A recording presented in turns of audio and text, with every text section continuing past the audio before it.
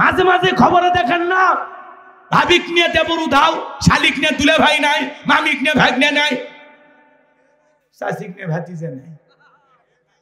আছে না সমাজে, এগুলো ঘটতেছে না? মা বোন যারা আবার শুনতেছেন, মা দুইটা পুরুষ হইতে 2 কিলোমিটার দূরে থাকবেন, একটা দেবর আর একটা দুলে ভাই, এরা হলো মৃত্যু তুল্য বিষাক্ত সাপের চাইতে ভয়ঙ্কর। কথা বলেন। সে যে কেন আসে না, কিছু ভালো লাগে না, এবার আসুক, তার আমি মজা দেখাবো। ভাইয়েরা যখন বিদেশে থাকে, এলাকায় দেবরের আমদানি কমে না বাড়ে, ওরা স্লোগান দেয়, ভাবি ভাইয়া তোমার বর, আমি যে দেবর, ভেবে দেখো ভাবি কার কত দাবি, ভাই গেছে মালয়েশিয়ায়, আমি তো দেশে আসি। কথা কন, কথা কন। সুযোগ পাইলে ভাবির দরজার ডাক দিয়ে বলে, ভাবি আপনার চেহারার দিকে তাকালে মনে হয় না যে আপনার বিয়ে হয়েছে। বিয়ে না হলে ভাবি ডাকিস কারে, এ বদমাইশ। কথা কন। ভাবি যদি দিনদার নেককার আল্লাহওয়ালা হইতো, ডেকে বলতো, কুল্লিল মুমিনিনা গুদ্দুনা মিন আবসারিহিম। আল্লাহ বলেছেন মুমিন পুরুষের দৃষ্টি থাকবে নিচের দিকে, আমাকে দেখার অধিকার তোর ভাইয়ের আছে, তোর জন্য আমাকে দেখা জায়েজ নাই। কিন্তু ভাবি যে ডিজিটাল মডার্ন। কথা কন। মা বোন যারা আবার শুনতেছেন, মা দুইটা পুরুষ হইতে 2 কিলোমিটার দূরে থাকবেন, একটা দেবর আর একটা দুলে ভাই, এরা হলো মৃত্যু তুল্য বিষাক্ত সাপের চাইতে ভয়ঙ্কর। কথা বলেন। মাঝে মাঝে খবরে দেখেন না, ভাবিক নিয়ে দেবর উধাও, শালিক নিয়ে দুলে ভাই নাই, মামিক নিয়ে ভাগ্নে নাই, শাসিক নিয়ে ভাতিজে নাই। আছে না সমাজে, এগুলো ঘটতেছে না? আজকে পরকীয়ার অভিশাপে সমাজটা সয়লাভ হয়ে গেছে, শুধুমাত্র নারীদের এই বেপরদার চলার কারণে। কথা কন। মা বোন যারা আবার শুনতেছেন, মা মন খারাপ করবেন না। আজকে সমাজ সবচাইতে বেশি নষ্ট করেছে এই মোবাইল, এই টাচ মোবাইল। কথা কন নাকি আপনারা? এই মোবাইল যুব সমাজ কি যে পাইছে রে ভাই, সারা রাত জায়গা জায়গা ঘরের দরজা লাগাইয়া ল্যাপের ভিতরে, কম্বলের ভিতরে মোবাইল, অনলাইনে ফ্রি ফায়ার, পাবজি সব খেলে, জুয়া খেলে পাগল হয়ে যায়। কথা কন। আপনাদের এলাকা অবশ্য এলে ফ্রি ফায়ার নাই, আছে অনলাইনে জুয়া আছে। কে কে খেলি আমরা, হাত তুলি তো। সাহস আছে। ঘরের দরজা বন্ধ করে অশ্লীল ভিডিও দেখে। এই মোবাইলের ওজন কম, কিন্তু মোবাইলের মাধ্যমে পাপের ওজনটা অনেক বেশি। হে যুবক, তুমি মোবাইলে ঘরের দরজা বন্ধ করে একা একা ভিডিও করতেছো, ভিডিও দেখতেছো, উল্টা পাল্টা দেখতেছো, অশ্লীল নোংরা গান বাজনা শুনতেছো, পৃথিবীর কেউ দেখতেছেন, একজন দেখেন, তিনি কে? জোরে বলেন কে? সাবধান, সাবধান। অভিভাবক যারা আছেন, বিয়ের আগে ছেলে মেয়ের হাতে মোবাইল দিবেন না। বিয়ের আগে এই মোবাইল আপনার সন্তানের চরিত্র নষ্ট করবে, আপনার মেয়েকে ধ্বংস করবে। কথা কন। দেশে মোবাইল আইছে, চিঠি বন্ধ হয়ে আছে, দিওয়ানা বানাইছে, পোলা মাইয়ার মনের কথা ভাসে বাতাসে। ও দেখো পোলা পানের মন বাদা ফেসবুকে, এখন মোবাইলে চ্যাটিং কইরা কাটায় সারাক্ষণ। এই মোবাইল পাইয়া দেখো মদনের মাইয়া, এই মোবাইল পাইয়া দেখো মদনের মাইয়া কি কাণ্ড ঘটাইছে। স্বামী সংসার রাইখা নাকি পালাইয়া গেছে, সে যে স্বামী সন্তান রাইখা নাকি পালাইয়া গেছে। 2 বাচ্চার মা, 4 বাচ্চার মেয়া পরকীয়া প্রেম করে স্বামী সন্তান ধুইয়া পালিয়ে যায় আর একটা পুরুষের হাত ধরে। কেমনে পারলি রে পাশানি ডাইনি, ছলনাময়ী বিশ্বাসঘাতক নারী, কেমনে পারলি? আমার স্বামী ভালো না। এই তোর স্বামী কি ফিরাউনের চেয়েও খারাপ?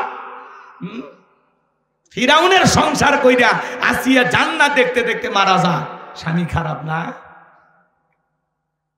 কেমনে পারো? 2 বাচ্চার মা, আজকে বাড়ি হলো লক্ষ্মীপুর, চলে আসছে জয়পুরহাট। আসে, মা তোমার বাড়ি লক্ষ্মীপুর, তো তুমি এই জায়গায়? কয় বল্টু। কি করছে?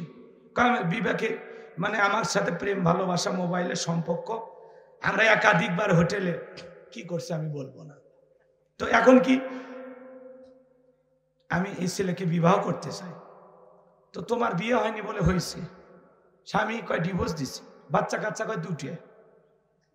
তো মা তুমি এই ছেলেকে এখন বিয়ে করবো? বলে হ্যাঁ, ওই স্বামীর চেয়ে বেশি ভালোবাসে। কথা কয় না? যেই নারী এই কথা বলতে পারে, ওর লজ্জা শরম আছে? স্বামীকে ডিভোর্স দিয়ে 2টা বাচ্চা রেখে আরেকটা ছেলের হাত ধরতে আসছো। তুমি নারী, তুমি নারী, তুমি নারী জাতির কলঙ্ক। তোমার মতো নারীদের কারণে আজকে নারী জাতি অপমানিত, লাঞ্ছিত, বঞ্চিত, পদদলিত। কথা বলে ঠিক কিনা? এই দোষ কি খালি নারী না পুরুষেরও আছে? এক হাতে তালি বাজো। এই যুবক, তুমি কেমনে পারলা একটা বিবাহিত নারী 2-3টা বাচ্চা কাচ্চা আছে তার দিকে নজর দিতে কেমনে পারলা? তোমার বোনের সাথে যদি এমনটা কেউ করে, তোমার মায়ের সাথে যদি, তোমার ফুফু খালার সাথে যদি কেউ এমনটা করে, তুমি কি করবা? যুবক, তোদের পায়ে হাত দিয়ে অনুরোধ করি, খবরদার, খবরদার, খবরদার, বিয়ের আগে কোনো অবৈধ প্রেম ভালোবাসা করা যাবে। আল্লাহ যুবকদের হেদায়েত দান করুক। একটু চিল্লা বলেন আমিন। ভাই, দেশে নারীর অভাব নেই। কোন একজন মুসলমান ভাই বিয়ে করেছে, তার বইয়ের দিকে তোমার নজর কেন? তোমার কি আল্লাহর ভয় নাই? কথা কয় না কে? এ কথা কয় না গো। আল্লাহ যেন আমাদের হেদায়েত দান করেন। জীবনে জিনা করেছি, গুনাহ করেছি, অপরাধ করেছি, অন্যায় করেছি, মিথ্যা করেছি, মিথ্যা কথা বলেছি, নামাজ কাজা করেছি। আসুন মাপ চাই, তওবা করে ফিরে আসি। আল্লাহ হেদায়েত দান করে। জোরে বলেন আমিন। ও দেশে টিকটক আসিয়া সব গেল ভাসিয়া। টিকটক বোঝেন না? ছোট ছোট বাচ্চারা টিকটক ভিডিও করে। সেদিন এক বাচ্চা দেখে টিকটকে হাত তুলে বলতেছে, আল্লাহ আমারে 10 লাখ টাকা দাও, এখান থেকে 5 লাখ টাকা আমি তোমার রাস্তায় দান। বউ হলো পার্সোনাল জিনিস, পাবলিসিটি করার জিনিস। আমার বইয়ের ছবি ফেসবুকে থাকবে, আমার বউ টিকটক ভিডিও কইরা সেলিব্রিটি হয়, আর তুমি মফিজ বইয়ের ভ্যানিটি ব্যাগ ধরে ঘুরো। হ্যাঁ, এ কথা কয় না খেয়া? তোমরা ভালো হয়ে যাও। অনেক কথা বলার ছিল, আমি ওদিক যাব না। আল্লাহ যেন যুব সমাজকে হেদায়েত দান করেন। এটা জোরে বলেন আমিন। আরেকটু জোরে বলেন আমিন। ও দেশে টিকটক আসিয়া সব গেল ভাসিয়া, সিদ্দিক সোরা নায়ক হইছে আইডি খুলিয়া। এই মোবাইলে হাই কি জাদু আছে ভাই, পোলা পান বই যাছে, পড়ালেখা তুইলা রাখছে সপ্তম আকাশে। কথা বলেন ঠিক কিনা? এজন্য বাজান, ও বাজান, বিয়ের আগে ছেলে মেয়ের হাতে মোবাইল দিবা না। তোমরা যে কয়জন যুবক আছো এখনো বিয়ে করনি, হাতটা তুলে কি বলতে পারবা, হুজুর ওয়াদা দিলাম মা বাবার পছন্দ ছাড়া আমি বিবাহ করব না, বিয়ের আগে অবৈধ প্রেম ভালোবাসা করব না, পরকীয়া প্রেম করব না, কোন নারীর দিকে তাকাবো না। কোন কোন যুবক আছো হাতটা তুলে আল্লাহকে দেখাও। যারা বিয়ে করনি হাত তোলো, হাত তোলো, ওয়াদা দাও মা বাবার পছন্দের মেয়েকে বিবাহ করবা। মনে থাকবে তো ইনশাআল্লাহ? মনে থাকবে তো ইনশাআল্লাহ? আল্লাহ যুবকদের হেদায়েত দান করুক। জোরে বলুন আমিন। ওয়ালিদ বিন মুগিরার মা বলতেছে, বাবা রে, তোর বাবা ব্যবসা বাণিজ্যের কাজে এতটাই ব্যস্ত থাকতো, তোর বাবার টাকা শ্রেণী, ব্যবসা শ্রেণী, তোর মায়ের মন বোঝে না। বাড়ির আশেপাশে তোর চাচা ঘুরঘুর করতেছিল, তার দিয়ে ভালোবাসা বিনিময় করেছিলাম, তার ফলে তোর জন্ম হয়েছে। নবী যে তত্ত্ব দিয়েছে 100% সত্য। তোর বাপ তোকে জন্ম দেয় নাই, জন্ম দিয়েছে তোর চাচায়। তাহলে ভালো করে বুঝে নেবেন, বিশ্ব নবীকে গালি দিয়েছিল যারা, অবৈধ যারা সন্তান তারা। ফ্রান্সের লোকেরা কেন নবীর কার্টুন প্রদর্শন করে, মাঝে মাঝে কেন গালি দেয়? পৃথিবীর 228টা রাষ্ট্র নিয়ে গবেষণা করা হলো, ফ্রান্সের মহিলারা বিয়ের আগে বাচ্চা জন্ম দেয়। বিয়ের আগে যদি কোনো মহিলার বাচ্চা হয়, ওইটা বৈধ না বৈধ, হালাল জাদা না কি জাদা?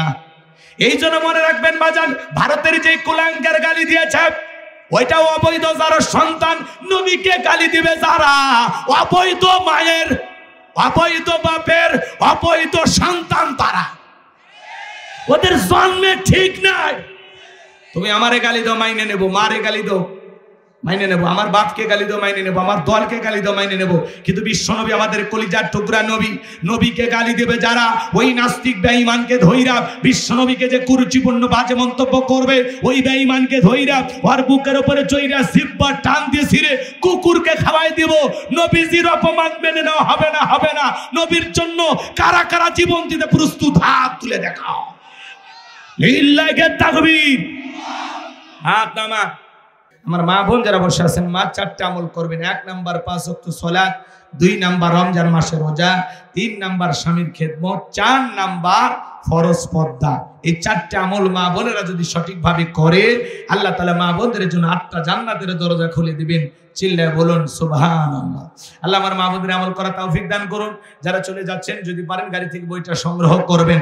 সকলের জন্য দোয়া ভালোবাসা রইল। যুবকেরা প্রথম শুরু করেছে, আল্লাহ পাক যেন কাল কিয়ামত পর্যন্ত এই মাহফিল চালু রাখেন। বক্তা শ্রোতা সবাইকে সূরা কাউসার থেকে আমি বর্তমান প্রেক্ষাপটকে সামনে রেখে যতটুকু আলোচনা করেছি আমাদের সবাইকে আল্লাহ পাক যেন এই কথাগুলোর উপরে আমল করা তৌফিক দান করেন। আখিরি দাওয়ানা আনিল হামদুলিল্লাহি রাব্বিল আলামিন।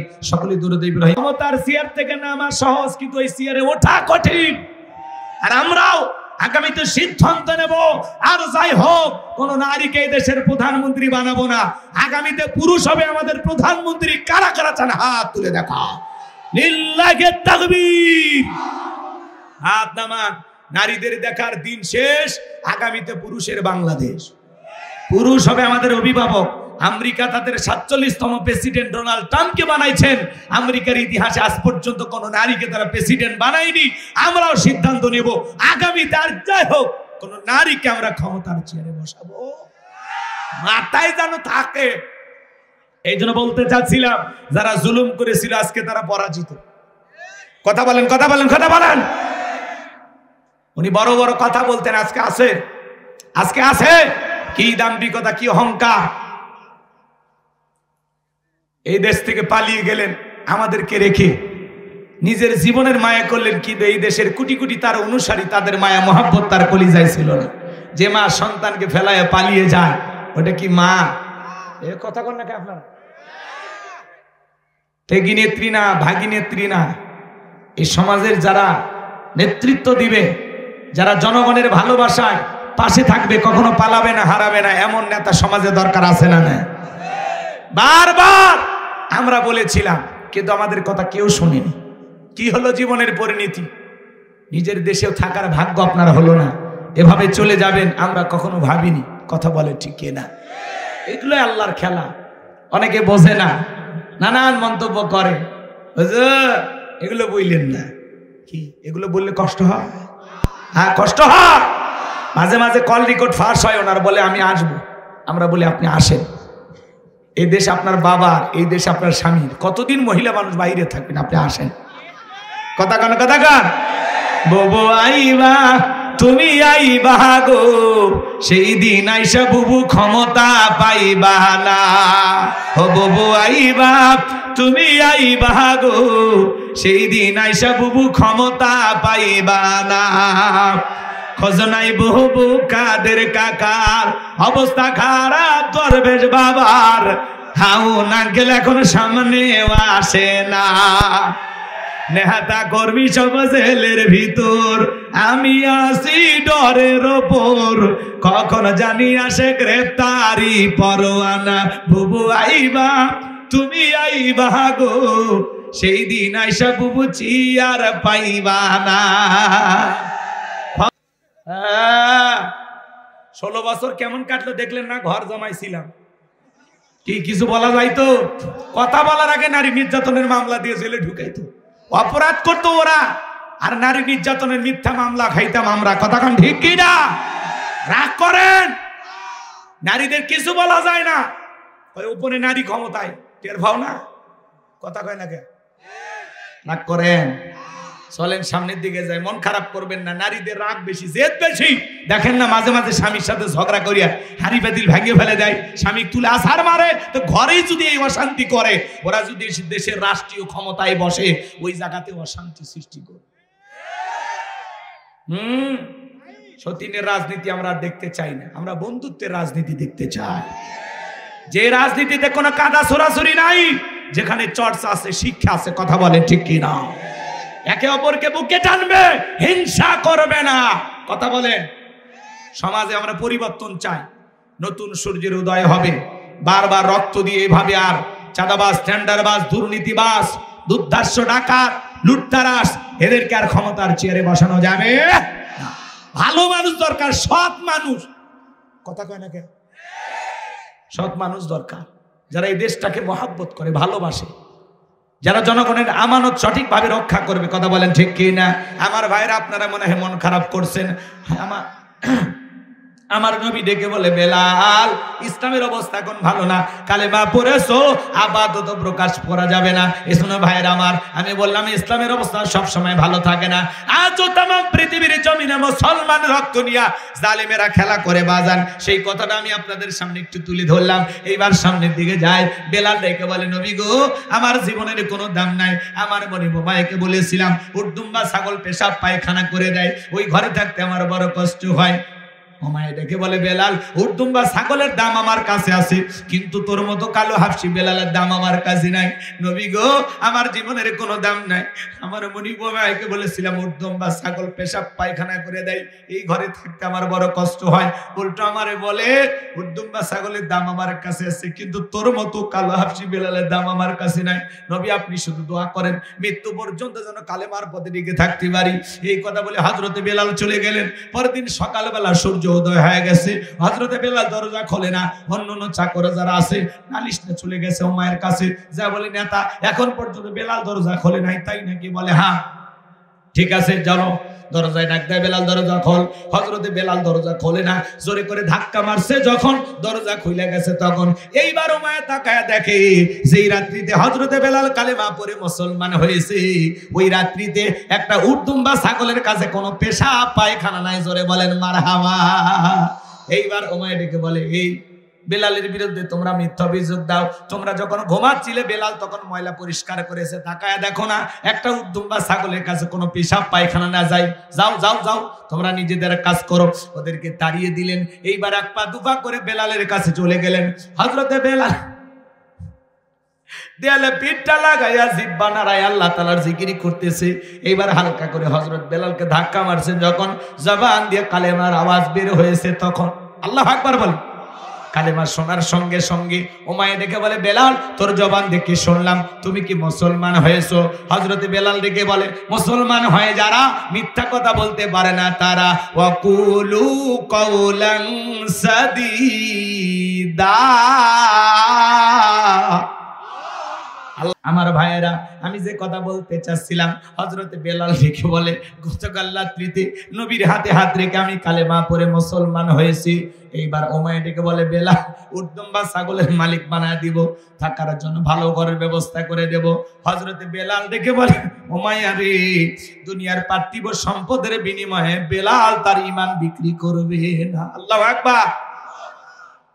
এইবার ডেকে বলে, বেলাল, আমার কথা না শুনলে বড় নেতা আবু জেহেলকে খবর দেব।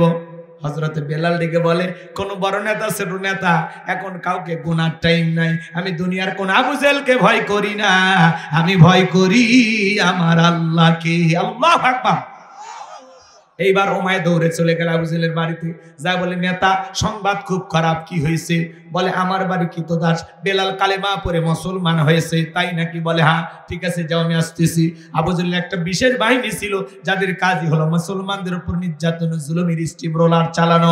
আজও পৃথিবীর জমিনে তাকায় দেখবেন জালেমদের বিশেষ বাহিনী থাকে যাদের কাজই হলো টুপিওয়ালা, দাড়িওয়ালা, ঈমানদার আলেম ওলামাদের উপর নির্যাতন, জুলুম চালানো। কথা বলেন ঠিক কিনা? এবার আবু জেহেল বিশেষ বাহিনী নিয়ে উমাইয়ার বাড়িতে হাজির হয়ে গেল। বেলালকে ডাকে বলে, বেলাল, এই দিকে আয়, আমি তোরে পার্সোনাল ভাবে মহাব্বত করি রে বেলাল। এসব কি শুনছি তুমি নাকি মুসলমান হয়েছো, এখনো সময় আছে, আব্দুল্লাহর বেটা মুহাম্মদ সাল্লাল্লাহু আলাইহি সাল্লামের ধর্ম ত্যাগ করো। হযরত বেলাল ডেকে বলে, আবু জেহেল রে, আমার পক্ষে বিশ্ব নবীর কালেমা ছাড়া সম্ভব নয়। এইবার আবু জেহেল ডেকে বলে, বেলাল, উর্দুম্বা ছাগলের মালিক বানা দেব, ভালো থাকার ঘরের ব্যবস্থা করে দেব, ব্যবসা বাণিজ্য যদি করতে চাও দিরহাম টাকা পয়সা যা লাগে দেব। বেলাল, চতুর্থ অপশন, তুমি যা চাইবা আমরা তোমাকে তাই দেব, তুমি চাইতে দেরি, আমরা দিতে দেরি করব না। এত বড় বিশাল লোভনীয় প্রস্তাব হযরত বেলালকে দেওয়া হলো। হযরত বেলাল ডেকে বলে, আবু জেহেল রে, দুনিয়ার সব সম্পদ যদি আমি বেলালকে দিতে চাও, দুনিয়ার সব সম্পদ ছাড়তে রাজি, কিন্তু বিশ্ব নবীর কালেমা ছাড়তে রাজি নাই। বলুন আল্লাহু আকবার। বেলালের মতো যারা খাঁটি ইমানদার, এদেরকে টাকা দিয়ে কেনা যায় না, কিন্তু মুনাফিক মার্কা মুসলমান যারা টাকার কাছে বিক্রি হয়, তারা টাকা সেই দিকে ওদের ফতুয়া সেই দিকে, টাকার জোরে ওদের ফতুয়া ঘরে।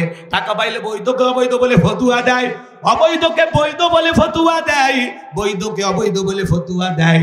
টাকা যেই দিকে ফতুয়া সেই দিকে। টাকা পাইলে বাতিলের পাঁচাটা গোলাম হয়, এক প্যাকেট বিরিয়ানি পাইলে কয় ম্যাডাম আপনি জান্নাতি। আছে না নাই?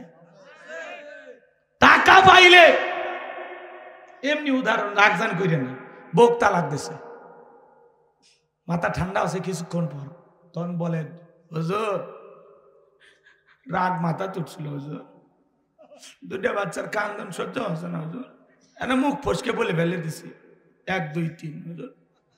হুজুর আর একবার হুজুর, হুজুর কয় না নেওয়ার বুদ্ধি নাই তো, এমনি বলতেছে রাগ করে না। তালাকের মাসালা খুব কঠিন এবং জটিল। বিয়ে করা যেমন সহজ, তালাক দেওয়া তেমনি সহজ। কথা কর। এই জন্য যুবকদেরকে বলবো বিয়ে করার আগে তালাকের ফতুয়া পড়বা। কথা কর। তালাকের মাসালাগুলো আগে জানবা, তারপরে বিয়ে করবে। শোনো শোনো, তাছাড়া অঘটন ঘটে যাবে। তোর মাথা গরম হয়ে বউ তালাক দিবের মন চায়, মাথা গরম হয় 7 দিন পানি ডুবে থাক, মাথা গরম হয় 7 দিন জঙ্গলে বসে থাক। তোর মাথায় এত গরম 2 মাস আর বাড়িতে আসিস না, যা মাথা ঠান্ডা হলে আসিস।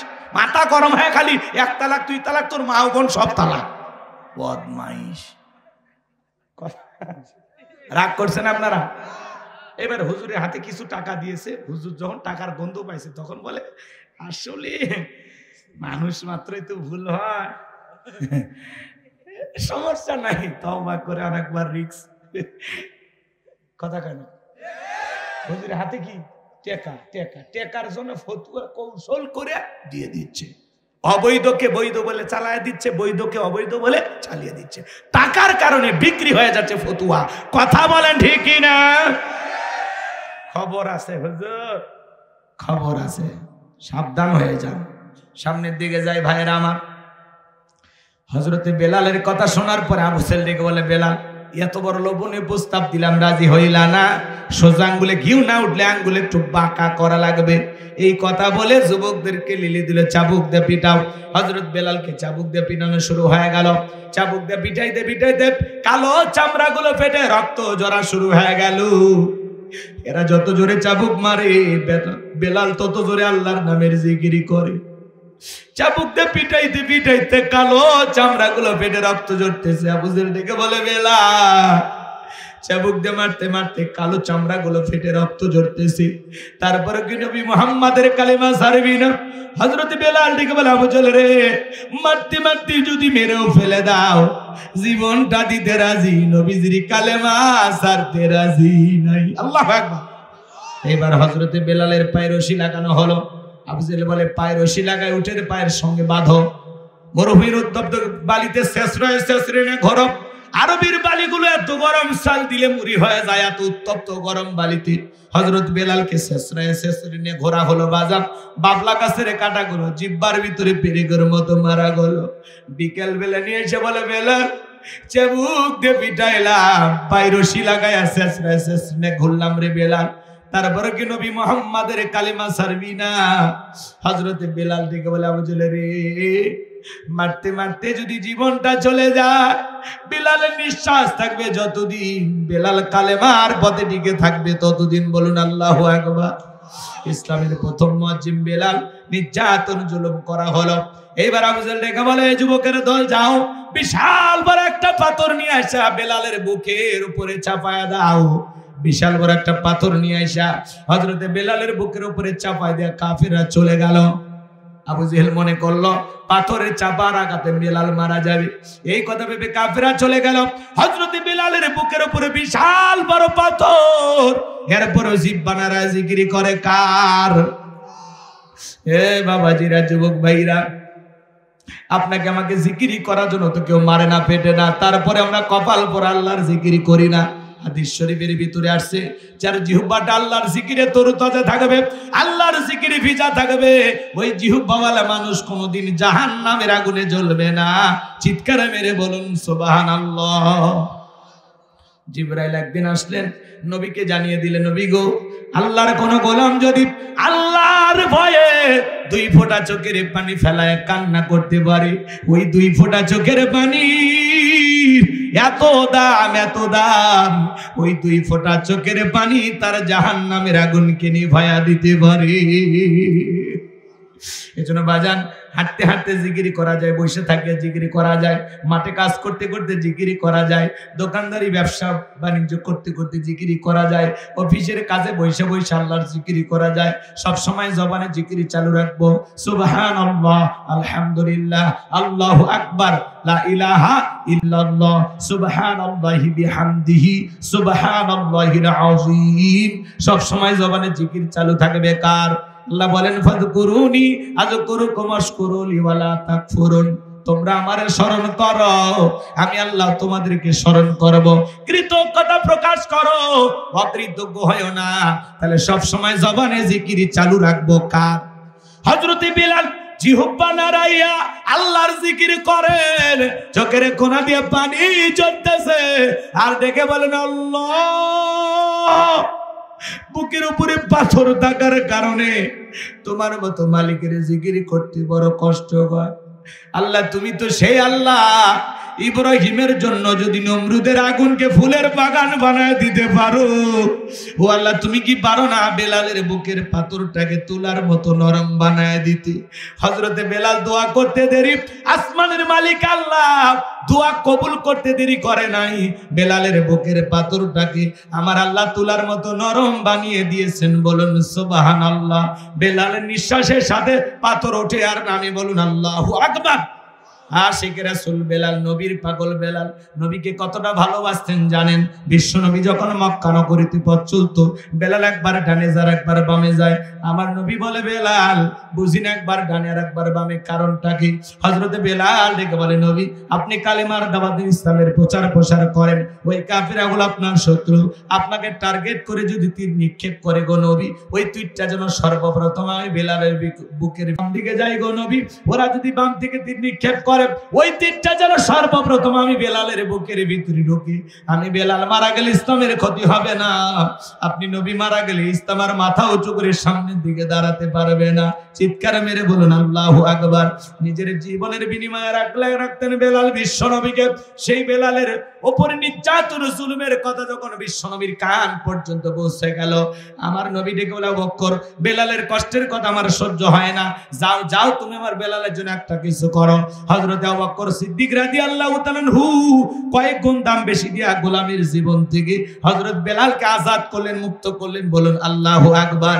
এই যখন ইসলামের অবস্থা, একদিকে সন্তান হারানোর ব্যথা, কাফিরদের সমালোচনা, সাহাবায়ে কেরামদের উপর নির্যাতন জুলুম, এই জন্য নবীজির মনটা ভীষণ খারাপ। নবীর যখন মন খারাপ, নবীকে সান্ত্বনা দেওয়ার দায়িত্ব কার? আরেকটু জোরে বলেন কার? আমার আল্লাহ ডেকে বলে জিবরাইল আমার বন্ধুর মা নাই বাবা নাই, আমি ছাড়া আমার বন্ধুর কেউ নাই রে জিবরাইল। আমার বন্ধুর মনটা হয়েছে বাড়ি, আমি আল্লাহ সইতে নাহি পারি। লাহু মাহফুজ থেকে সূরা কাউসার নিয়ে যা, আমার বন্ধুর উপরে নাজিল কর তাড়াতাড়ি। চিৎকার মেরে বলুন আল্লাহু আকবার।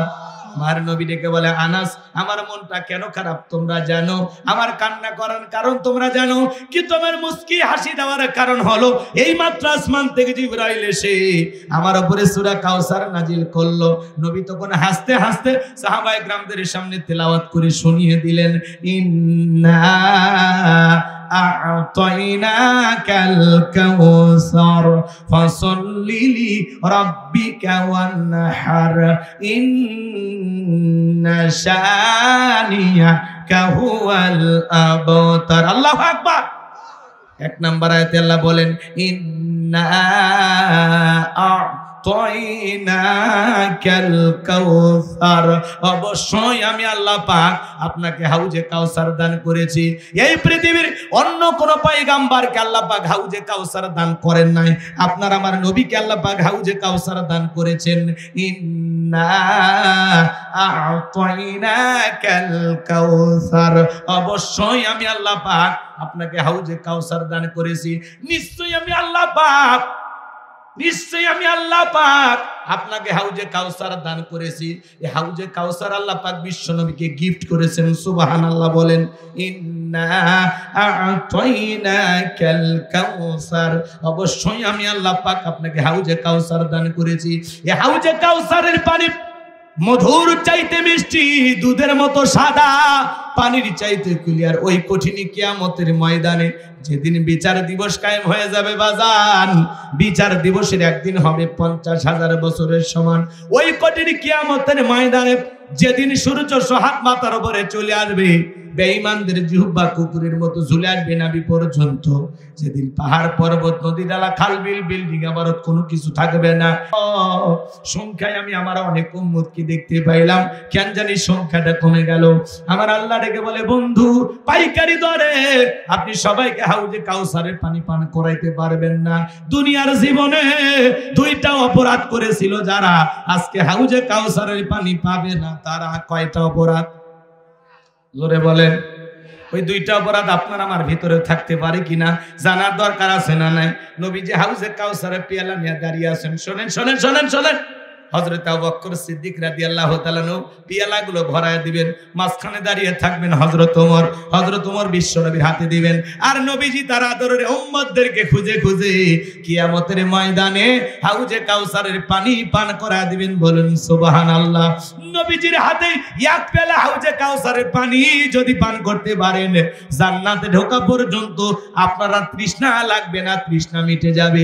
নবীজির হাতে কারা কারা হাউজে কাউসারের পানি পান করতে চান? 2টা হাত তুলে আল্লাহকে দেখা।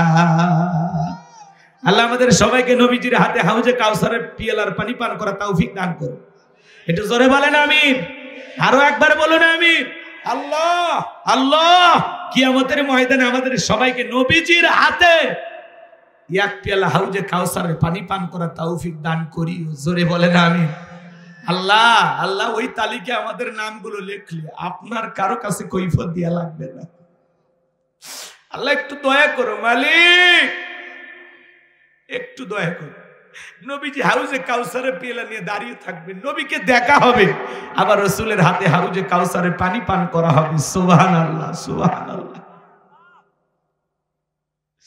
চাইলেন আর ফাইলেন অতি সহজ, কাজ করা লাগবে না। এদিক শোনেন, আমি আসলাম আপনাদের এলাকায়, একটা ছেলের হাতে কিছু চকলেট দিলাম, উদাহরণ কথা বোঝানোর জন্য। ওই ছেলেটার হাতে চকলেট দিয়ে বললাম, বাবা এক বদনা পানি এনে দাও, আমি একটু ওযু বানাবো। ওই ছেলেটা চকলেট পায় মারছে দৌড়, দৌড়াইতে গিয়ে মাঝখানে আচার খাইয়ে পুড়ে গেছে, হাঁটুটা ছিলে গেছে, রক্ত বের হয়েছে, চামড়া ছিলে গেছে। চকলেট থাকার কারণে উঠে দাঁড়াইছে, বদনা ভরিয়ে পানি নিয়ে আমার সামনে হাজির। আমি তখন বললাম, বাবা এই পানিটা আনতে গিয়ে তোমার কষ্ট হয়েছে, মাঝখানে আচার খাইয়ে পুড়ে গেছো, হাতে তুই ব্যথা পাইছো, রক্ত মনে পড়ছে, কি বাবা কষ্ট পাওনি তুমি? ওই ছেলেটা চকলেট থাকার কারণে বলতেছে, আমি এরকম কত পরে যাই, আমার কিছুই হয় না।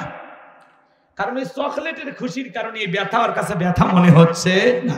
কিয়ামতের কঠিন দিনে বিশ্ব নবীর হাতে হাউজে কাউসারের পানি তকদিরে ভাগ্যে নসিবে জুতি জুটে যায়, আর আল্লাহর আরশের নিচে ছায়া যদি ভাগ্যে জুটে যায়, কিয়ামতের কঠিন দিন আপনার কাছে কঠিন মনে হবে না, আল্লাহ সহজ করে দিবেন। বলুন সুবহানাল্লাহ। একটু চিল্লায় বলেন সুবহানাল্লাহ। এইবার শোনেন, পানি চাইলেন আর পাইলেন হতে সহজ, একটু কষ্ট করা লাগে। ঠান্ডা পানিতে ওযু বানায় নামাজ পড়া লাগে। আপনি হঠাৎ করে নামাজ ধরেছেন, পুরাতন মুসল্লি যারা নিয়মিত নামাজ পড়ে এরা আপনাকে দেখে ঠাট্টা বিদ্রুপ করে, হ্যাঁ আজকে সূর্য কোন দিকে উঠছে, উত্তর পাড়ার বাসা দিকে মসজিদে নামাজ পড়বি না 2 দিন পর আবার ছাড়িয়ে দিবি, এরকম বলে কিনা ভাই? এরকম ঠাট্টা বিদ্রুপ করা যাবে না, সমালোচনা করা যাবে না। আপনি দাওয়াত দিয়ে তো 5 জনকে মসজিদে আনতে পারেন না, তাহলে এই লোকটাকে নিয়ে কেন সমালোচনা করতেছেন? ও 2 দিন পড়বি না 2 উক্ত পড়বি, এটা ওর ব্যাপার। আপনি কেন বলতেছেন 2 দিন পরে আবার ছাড়িয়ে দিবি না? তো দেখি তো তোর নামাজ কয়দিন থাকে। আপনি কি মসজিদে সিসি ক্যামেরা কে ঢোকে কে বের হয় আপনি খবর রাখেন? ভালো হয়ে যান মুরব্বি মুরব্বি মুরব্বি, ভালো হয়ে যান। সমালোচনা না। কেউ মসজিদে হঠাৎ করে নামাজ পড়তে আসছে, দোয়া করেন যে ভাইয়া বা ভাতিজা তুমি মসজিদে আসছো, দেখে দিলটা ভরে গেছে, আল্লাহর কাছে দোয়া করি আল্লাহ যেন মৃত্যু পর্যন্ত তোমাকে মসজিদে এসে সিজদা দেওয়ার তৌফিক দান করেন। কথা বলে ঠিক কিনা? দোয়া করেন, বুকে টানেন, নামাজ শেষে ওরে নিয়ে 1 কাপ চা খান, কথা কন, খালি সমালোচনা করেন। যুবক বয়সে একটু দাড়ি রাখছে, কয় হ্যাঁ এই বয়সে বুড়ের ভাব ধরলি, কথা কয় না কে বলে না? যুবক বয়সে একটু দাড়ি রেখে বউ নিয়ে ঘুরতে গেছে, কয় ভাবিয়ে আসসালামু আলাইকুম, সাথে চাচার খবর কি? বাড়িতে এসে বউ দেখতে পারে না, তোমার সাথে বাহিরে যাওয়া যায় না। কে কয় আমাকে ডাকে ভাবি আর তোমার ডাকে চাচা। যেই বউ নবীর সুন্নত দাড়িকে মহাব্বত করে না, ওই বউ আপনাকে 100% ভালোবাসা দিতে পারে না। কথা বলেন ঠিক কিনা? দাড়ি আমরা মদিনাওয়ালাকে ভালোবাসে রাখছি। টুপি খোলা যায়, জুব্বা খোলা যায়, দাড়ি এমন একটা সুন্নাত 24টা ঘন্টায় লেগে থাকে। কথা কম। দাড়ি পুরুষের সৌন্দর্য। রাগ করতেছেন? দাড়িওয়ালা পুরুষের কি গুণ তুমি কেমনে বুঝবা? কথা কয় না। দাড়ি রাখবেন, খবরদার। দাড়ি কাটতে আপনার মায়া লাগে না? 50-60 বছর বয়স হয়ে গেছে, সেলুনের জায়গায় মেরিয়ে দেয়, কয় চাচা চামড়া জড়িয়ে গেছে আর ঠিক মতো পারা যায় না, আপনি রাখিয়ে দেন। কয় না, ওরই উপরই মার। কথা না, চামড়া প্লাস দেড় টানিয়ে সেভ করে দেয়, তাও দাড়ি হয় না। এরকম হাইব্রিড শয়তান রূপী মানুষ আছে না? নাই। বয়স হয়ে গেছে তার দাড়ি চলে যায়। কথা কন। কিছু সময় মানুষ 5-6 দিন অসুস্থ হয়ে থাকে, একটু খোসা খোসা হয়, হঠাৎ করে মরে যায়। ওই আজরাইল কয় এ না সুযোগ দিয়ে খালি সেলুনের থেকে আসি। কথা কন।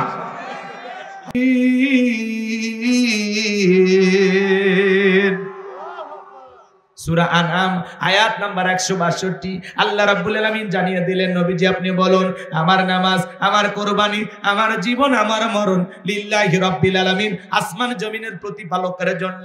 তাহলে মুমিন জীবনের সব ইবাদত হবে একমাত্র আল্লাহ তাআলাকে রাজি খুশি করার জন্য। কথা বলেন ঠিক কি না?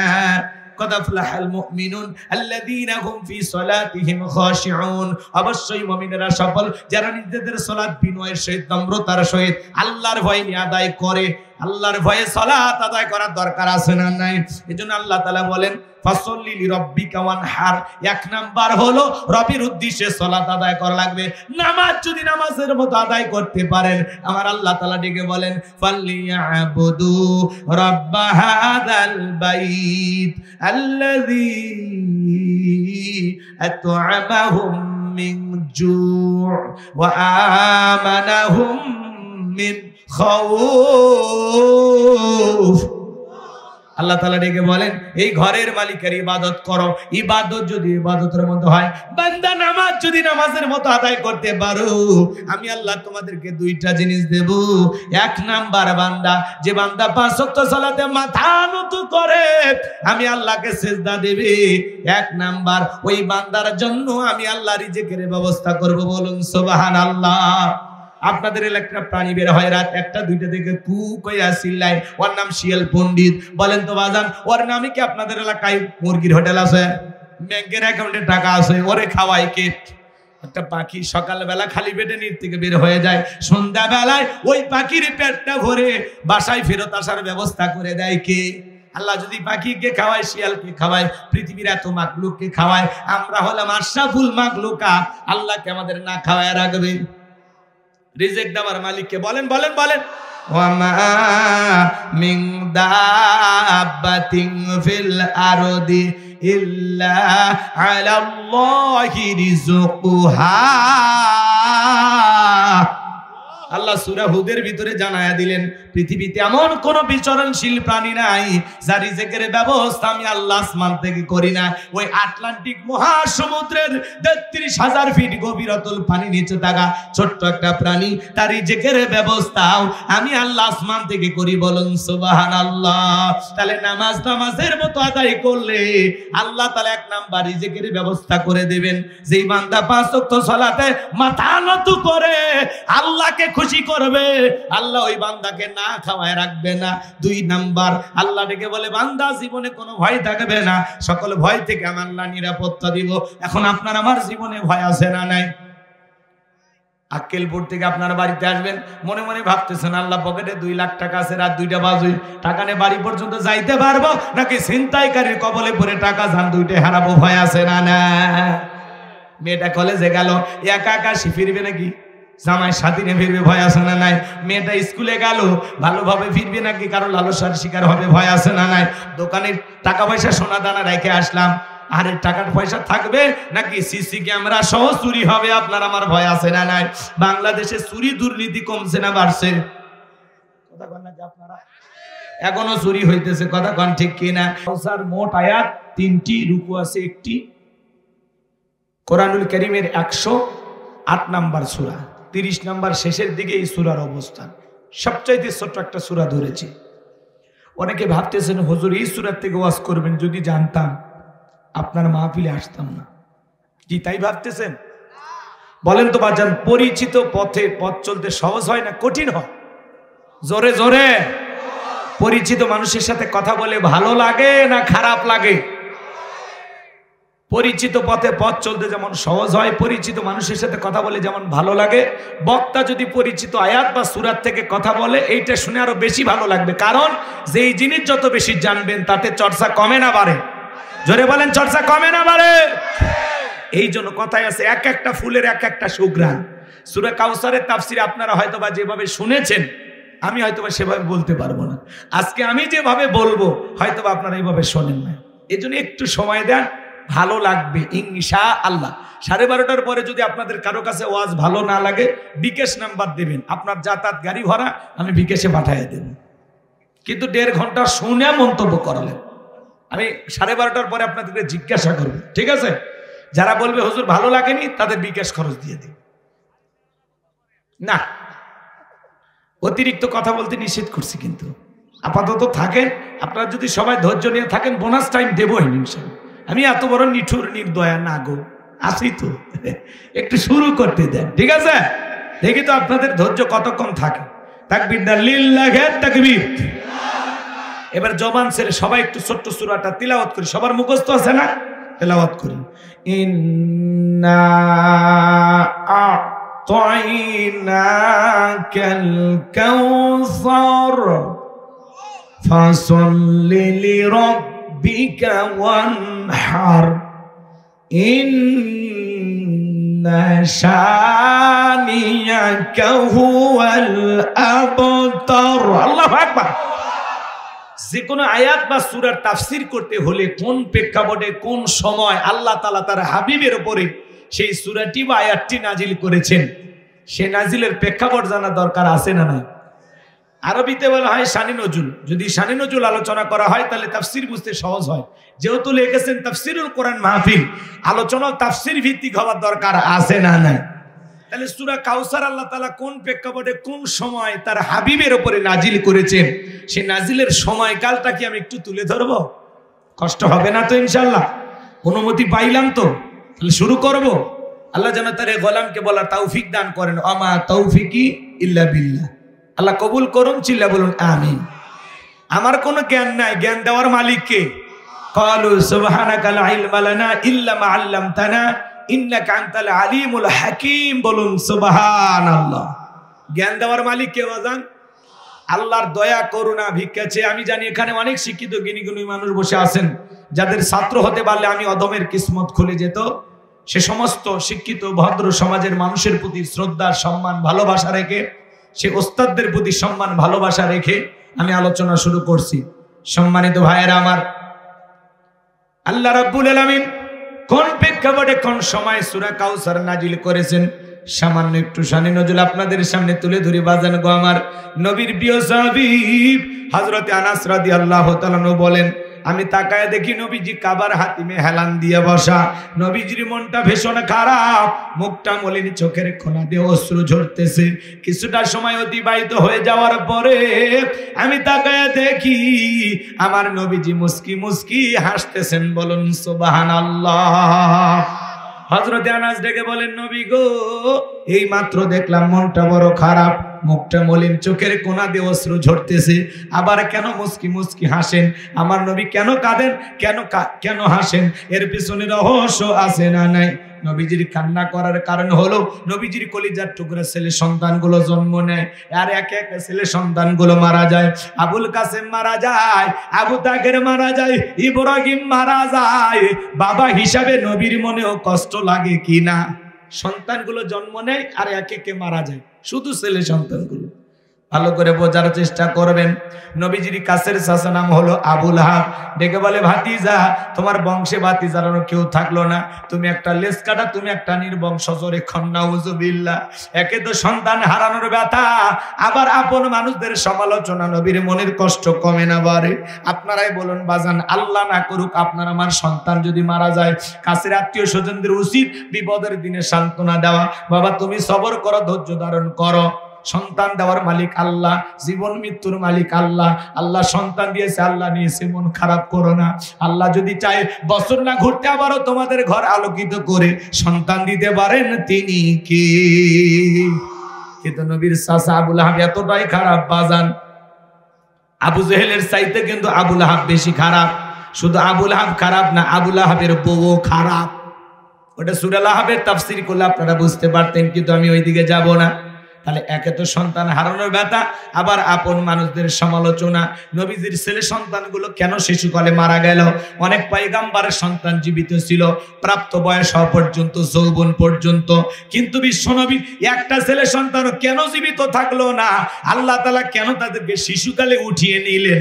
এর পিছনে কারণ আছে না নাই?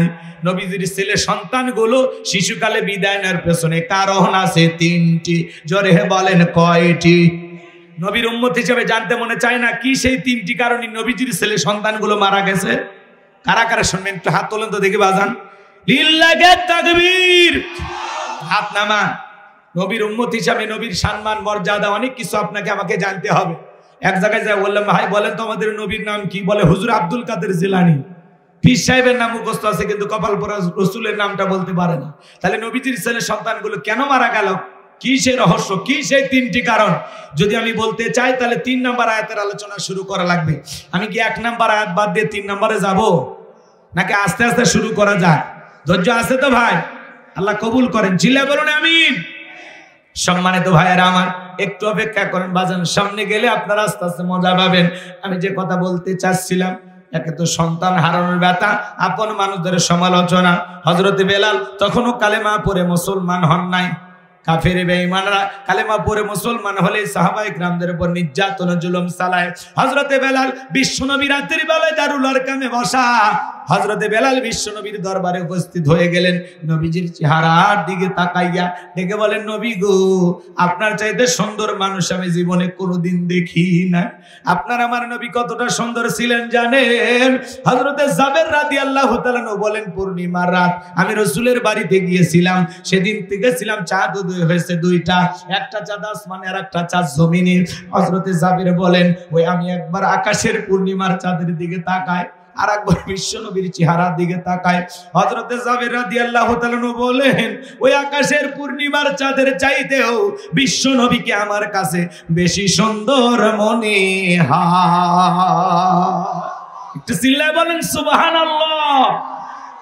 আপনার আমার নবী কতটা সুন্দর ছিলেন জানেন?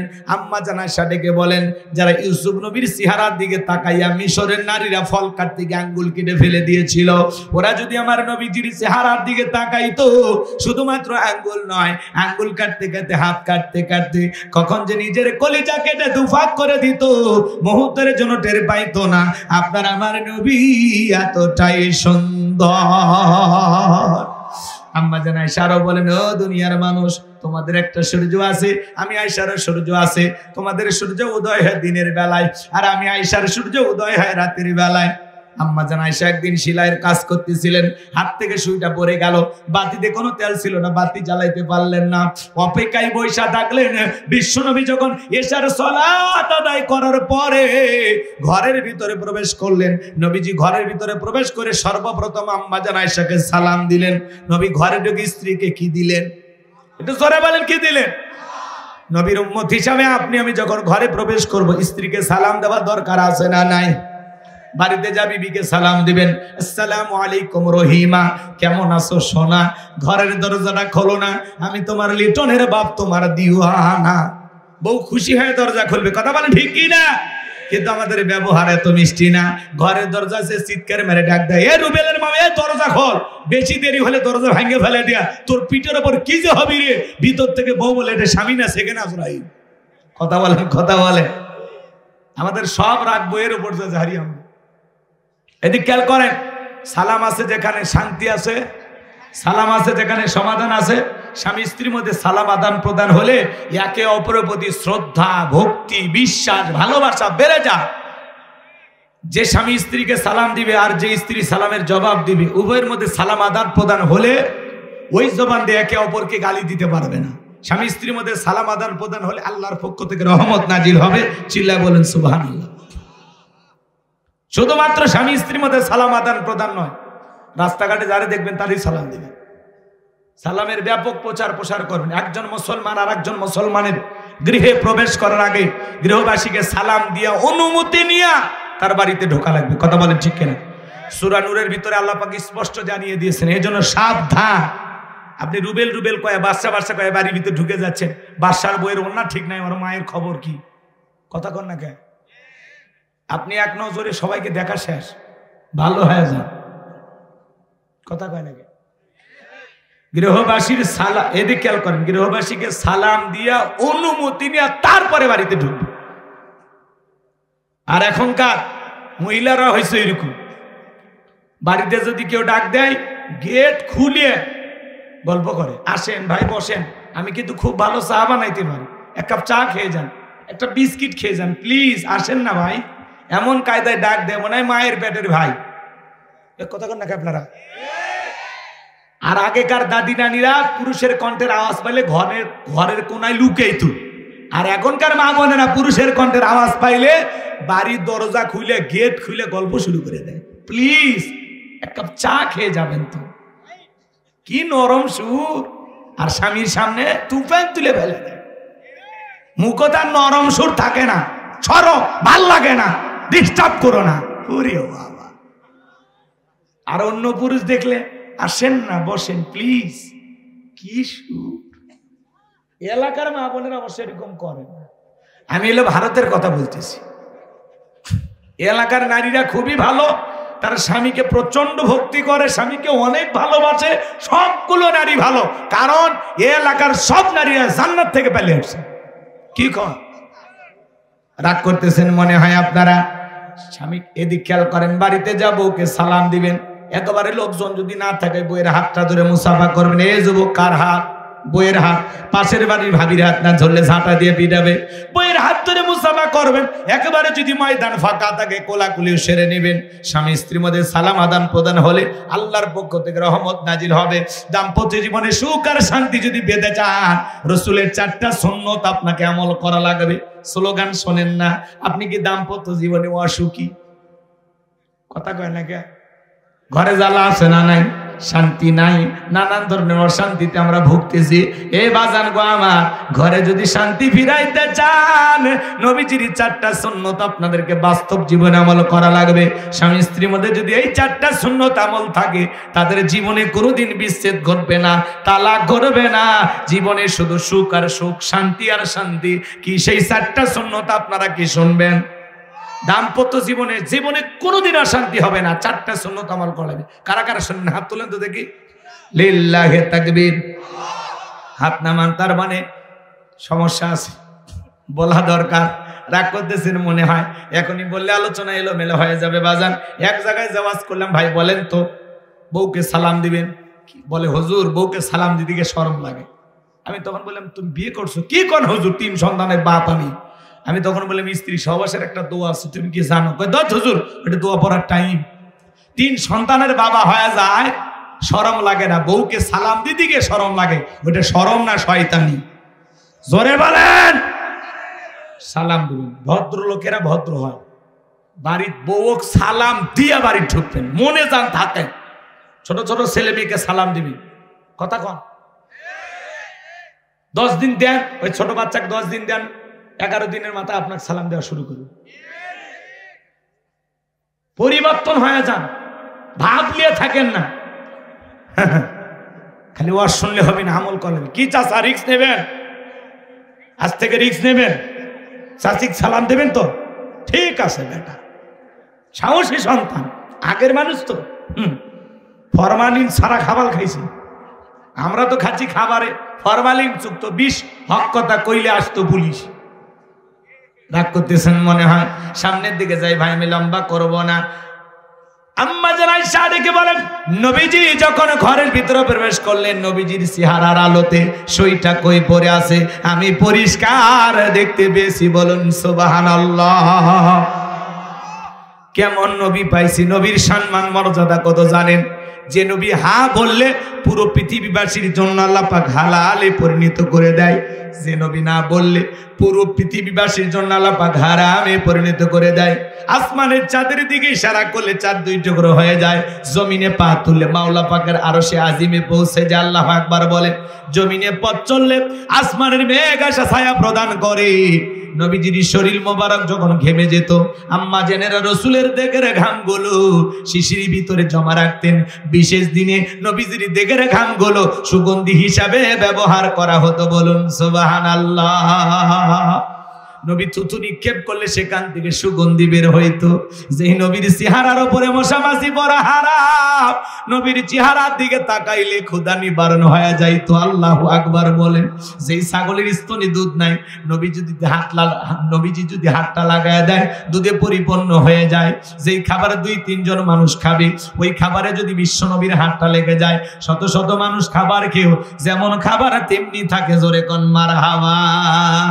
আমার ভাইয়েরা, সেই নবীর কাছে হযরত বেলাল, কথা মনে হয় ভুলে গেছেন, হযরত বেলাল ডেকে বলে, নবী গো আমার একটু কালেমা পড়ে মুসলমান বানায় দেন। বিশ্ব নবী ডেকে বলে, বেলাল পড়ে নাও আমার সাথে লা ইলাহা ইল্লাল্লাহু মুহাম্মাদুর রাসূলুল্লাহ সাল্লাল্লাহু।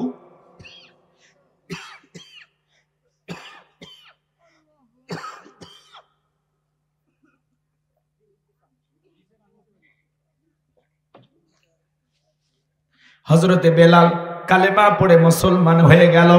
আমার নবী ডেকে বলে, বেলাল ইসলামের অবস্থা এখন ভালো না, কালেমা পড়েছো আপাতত প্রকাশ করা যাবে না। আপনারাই বলেন তো বাজান, ইসলামের অবস্থা কি এখন ভালো? তামাম পৃথিবীর দিকে তাকায় দেখেন, ওই তামাম পৃথিবীর জালেম বেঈমানরা ঐক্যবদ্ধ হয়েছে, ওই সাদা চামড়ার দলেরা ঐক্যবদ্ধ হয়েছে পৃথিবীর জমিন থেকে ইসলাম আর মুসলমানকে বিদায় করবে। কথা বলেন ঠিক কিনা? আজও ফিলিস্তিনিতে মুসলমানের রক্ত নিয়ে খেলা করা হয়। যেই নেতানিয়াহুর নেতৃত্বে হাজার হাজার লক্ষ লক্ষ মুসলমানকে হত্যা করা হলো। বাজান মনে রাখবেন, নমরুদ ফিরাউন যেমন টিকতে পারে না, ওই নেতানিয়াহু জালেমও পৃথিবীতে টিকতে পারবে না। আজও কাশ্মীরে মুসলমানের রক্ত ঝরে, আজও চীনের ওই করে মুসলমানদেরকে হত্যা করা হয়, চীনের জমিনে মুসলমানদের মসজিদগুলো ভেঙে গুড়িয়ে দেওয়া হয়। আজও ভারতের জমিনে গরুর গোশত খাওয়ার অপরাধে মুসলমানকে হত্যা করা হয়, মুসলমানের মসজিদ ভেঙে মন্দির তৈরি করা হয়। কথা বলেন ঠিক কিনা? এজন্য মনে রাখবেন বাজান, তামাম পৃথিবীর জালেমেরা যারা মুসলমানের রক্ত নিয়ে খেলা করতেছে, আজ হোক কাল হোক ওই জালেমদের পরিণতি ভালো হবে না। পুরো পৃথিবীর জালেমেরা ঐক্যবদ্ধ হয়েছে, পৃথিবীর জমিন থেকে ইসলাম আর মুসলমানকে বিদায় করবে।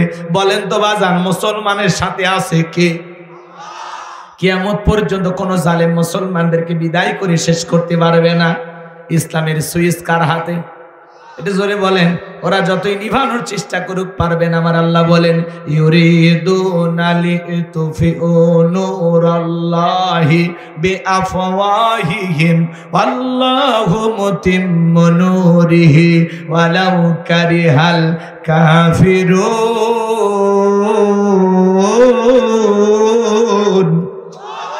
আল্লাহ রাব্বুল আলামিন বলেন, কাফেররা চাই মুখের ফুৎকারে দিনের আলোকে, ইসলামের আলোকে, কোরআনের আলোকে নিভাইয়া দিতে। আমি আল্লাহ রাব্বুল আলামিন জানিয়ে দিলাম, ওয়াল্লাহু মুতিম্মু নূরিহি, এই জমিনে দিনের আলোকে, ইসলামের আলোকে, কোরআনের আলোকে আমি আল্লাহ পাক প্রতিষ্ঠিত করেই ছাড়বো। যদিও কাফের বেঈমানদের অন্তরে যত ধরনের জ্বালা যন্ত্রণা হোক না কেন। বলেন আল্লাহু আকবার। তাহলে কোরআনের সুইচ কার হাতে? ইন্না নাহনু নাযালনা যিকরা ওয়া ইন্না লাহু লাহাফিজুন। এই কিতাব নাজিল করেছি আমি, এর সম্পূর্ণ সংরক্ষণ এবং হেফাজতের দায়িত্ব আমি আল্লাহর কুদরতি হাতে। বলুন আল্লাহু আকবার। এই জন্য তামাম পৃথিবীর জালেমেরা ঐক্যবদ্ধ হয়ে ইসলামকে বিদায় করতে পারবে না, কারণ ইসলামের সুইচ আছে কার হাতে? ষড়যন্ত্র করে লাভ হবে না। তাকায় দেখলেন না, যারাই মুসলমানের রক্ত নিয়ে খেলা করেছে, যাদের হাতে মুসলমানের রক্ত লেগে আছে, ওরা জীবনে কোনোদিন সফল হতে পারবে না, ওরা পরাজিত হবে, ওরা লাঞ্ছিত হবে, ওরা ঘৃণিত হবে। ইতিহাসের কালো পাতায় ওদের নাম লেখা থাকবে, মানুষ ধিক্কার মেরে ডাস্টবিনে নিক্ষেপ করবে। কথা বলেন ঠিক কিনা? বাংলার জমিনে তাকায় দেখলেন না, যারা ক্ষমতার দাম্ভিকতায় অহংকারে দেশের সোনার মানুষদেরকে ফাঁসির দড়িতে ঝুলিয়ে বিদায় করেছে, এদেশের হাজার হাজার আলেমদেরকে মিথ্যা মামলা হামলা দিয়ে জেলখানায় বন্দী করেছিল, শাপলা চত্বরে নিরীহ আলেম হাফেজ এতিমদেরকে হত্যা করেছিল, যারা এই দেশের নিরীহ মুসলমানের রক্ত নিয়ে খেলা করেছিল, ক্ষমতার দাম্ভিকতা অহংকারে মিথ্যা মামলা দিয়ে ঘরে ঘরে লাশ পাঠিয়েছিল, আজকে তারা ক্ষমতার চেয়ার হারিয়ে পাগল হয়ে গেছে। কথা বলে ঠিক কিনা? আমরা বলেছিলাম ম্যাডাম খালি পদত্যাগ করেন, আল্লাহ বলে কিসের পদত্যাগ? এরা যে অন্যায় অপরাধ করেছে শুধু পদত্যাগ না, আমি আল্লাহ এদেরকে দেশ ত্যাগ করতে বাধ্য করব। কথা বলেন ঠিক কিনা? ইন্না বাতশা রাব্বিকা লাশাদীদ, আল্লাহর পাকড়াও বড় কঠিন, আল্লাহ ধরে ধরে না, যেদিন ধরবে মামু বাড়ি দিল্লি গিয়ে পড়বে। কথা বলেন ঠিক কিনা? কোরআনের পাকে আল্লামা সাঈদী হুজুর বলেছিল না, 12 কোটিতে গাছের কোরআনারা দিবে, মামু বাড়ি দিল্লি গিয়ে পড়বে। কথা বলেন না কেন? ডক্টর মিজানুর রহমান আজহারী ভাই কয়েকটি প্রোগ্রাম করলেন, আলহামদুলিল্লাহ আজকে সিলেটে মাহফিল করলেন। অনেকেই তাকে নিয়ে অনেক সমালোচনা করে আর বলে আল্লামা সাঈদী হুজুরের নাম তিনি নেয় না। আজকে আলোচনার শুরুতেই আমাদের প্রিয় ভাই ডক্টর মিজানুরের কিংবদন্তি, আমাদের মাথার মুকুট, বক্তাদের আইডল, বাংলাদেশের শ্রেষ্ঠ মুফাসসির আল্লামা সাঈদী হুজুরের জন্য অন্তর থেকে আমাদের ভাই দোয়া করেছেন। কথা বলেন ঠিক কিনা? এই জন্য ভাইয়ের আমার ডক্টর মিজানুর রহমান আজহারী ভাই, হ্যাঁ কে জানতে চাইছে? এখানে একটু বলার জন্য না না না, আমি একটু বলেন পরে পরে ওয়াজের মাঝখানে এগুলো কে? বসেন বসেন, আপনি বসেন। কি আপনারা ভয় পাচ্ছেন নাকি? কোনো কারণে বিরক্ত হইতেছেন? ডক্টর মিজানুর রহমান আজহারী ভাই উনি সিলেটের ঐতিহাসিক মাহফিল, 15 থেকে 20 লক্ষ মানুষ, যেদিকে তাকায় মানুষ আর মানুষ। আল্লাহু আকবার বলেন। ইসলামের এই গণজোয়ার প্রমাণ করে আগামীর বাংলাদেশ ইসলামের বাংলাদেশ। কথা বলেন ঠিক কিনা? নতুন সূর্যের উদয় হবে ইনশাআল্লাহ। কোরআনের পাকে আল্লামা সাঈদী হুজুরের জন্য আমাদের প্রিয় ভাই ডক্টর মিজানুর রহমান আজহারী ভাই তার নাম নিয়ে দোয়া করলেন, অন্তর থেকে তার প্রতি ভালোবাসা নিবেদন করলেন। এই জন্য আমরা তো জানি আমাদের ভাই আল্লামা সাঈদী হুজুরকে কতটা মহব্বত করে। যারা সমালোচনা করে বলে ডক্টর মিজানুর রহমান আজহারী ভাই সাঈদী হুজুরের নাম কেন বলে না, আজকে বলছে শান্তি পাইছেন তো? শোনেন, নাম বললে কি ভালোবাসা প্রকাশ পায়? ভালোবাসা থাকে কোথায়? অন্তরে। ভালোবাসা থাকে কোথায়? হৃদয়ে, কলিজায়। কথা বলে ঠিক কিনা? এই জন্য ভাইয়েরা আমার, নতুন ইতিহাস সৃষ্টি হয়েছে সিলেটের বুকে। আগামীতে যেই প্রোগ্রামগুলো তিনি বিভাগীয় যে প্রোগ্রামগুলো করতেছেন, আলহামদুলিল্লাহ লক্ষ লক্ষ মানুষ যেভাবে পঙ্গপালের মতো ডক্টর মিজানুর রহমান আজহারী ভাইয়ের মাহফিলে আপনারা কোরআন শোনার জন্য ছুটে যাচ্ছেন, এটাই বাতিলদের কাছে সহ্য হয় না। কথা বলেন ঠিক কিনা? রাগ করতেছেন আপনারা? রাগ করতেছেন? ডক্টর মিজানুর রহমান আজহারী ভাইয়ের কণ্ঠকে আল্লাহ দিনের জন্য কবুল করুন। জোরে বলুন আমিন। এই জন্য মনে রাখবেন, যারা যত ষড়যন্ত্র করুক কোনো লাভ হবে না। হেরে যাবে ওদের হিংসা, জিতে যাবে আমাদের ভালোবাসা। কথা বলেন ঠিক কিনা? মন্তব্য করে গন্তব্য ঠেকানো যায় না। আমাদের লক্ষ্যে আমরা সঠিক সময়ে পৌঁছে যাব। আল্লাহ আমাদের এই জমিনকে কোরআন আর ইসলামের জন্য কবুল করুন। জোরে বলুন আমিন।